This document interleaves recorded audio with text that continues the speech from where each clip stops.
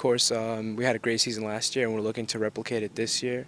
We have high expectations, but we're focusing on each practice and looking forward to win the next game. We have, a pretty good team, like we think, and we hope that we can match what we did last year.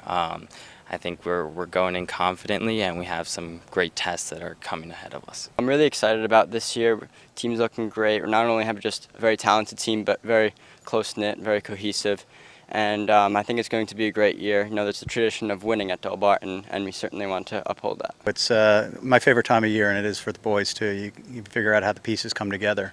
I'm always careful with teams that come in. There's a legacy here, and it cuts both ways. It's good because it's part of a culture of what we'd like to think is a successful one, where we demand a certain level of excellence. But at the same time, we don't want it to be a burden. And this is their team. It's their time to make their story.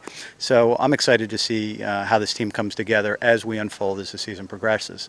We just finished our 2-day retreat, and I think the bonding that's taking place was excellent. I think a lot of the veterans on the team who are returning as varsity players are enculturating the lower level guys to what to expect. Last year, Delbarton won another Morris County title and another state title on a team that a lot of people thought maybe wasn't built for, but it just shows the great tradition here at Delbarton, and those guys coming back from last year hope to repeat that success. We strive for excellence, but settle for perfection.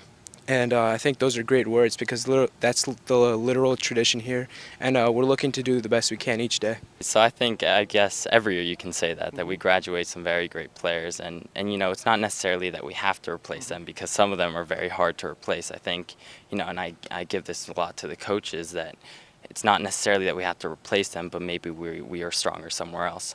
And I think Coach Donovan does a great job with that he figures out the missing pieces and makes it work. Yeah, it's important. It's kind of becomes a habit, basically, and you want to continue that habit. Coach David Donovan does a great job year in, year out. This year he's counting on seniors Stephen Hadley, Charles Cadenas, and Santiago Robertson Laval to lead the way. Stephen Hadley clearly is our captain and our starting center midfielder. In goal, Iago Robertson Lavalle, he's going to be a returning player, and as a goalie, he sets kind of the tone for our defense, which we always take pride in. And then, of course, Charles Cadena, a quiet force in the middle of the field. Stephen and Charles are 4-year varsity players, which we haven't had here at Delbarton before, so we're going to miss them next year. Coach Donovan makes a great point. Delbarton does not have to travel to face great competition.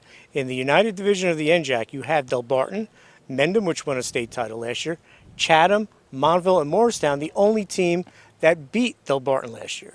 We love it. We like the local rivalries, I think, are what really kind of animate the programs, right? They get excited for it, and it's such great competition. We don't need to travel, nor do they, like 50 miles. We have it right in our backyard. So that and the county tournament, which is so fantastic, we see these guys again. So I have a lot of respect for Morris County soccer, top to bottom. It's very strong, and there's always upsets, always. So we like to make sure the kids know that going in, and they prepare every day for it.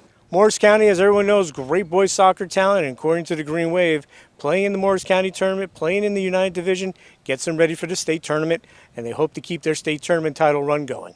In Morris County, we have great competition, and each tough game makes us better as a player and as a team. So, we come prepared for postseason matches once we played all our county games. I think that's actually helpful to us, having a hard season early, right from the start. Pretty much our only loss last year is Morristown. A tremendous team. They expect to be very strong this year as well, and I think that plays in our favor as well, because we come ready for states, and hopefully we're at that point at our peak of performance. We've won more state championships than we have county championships.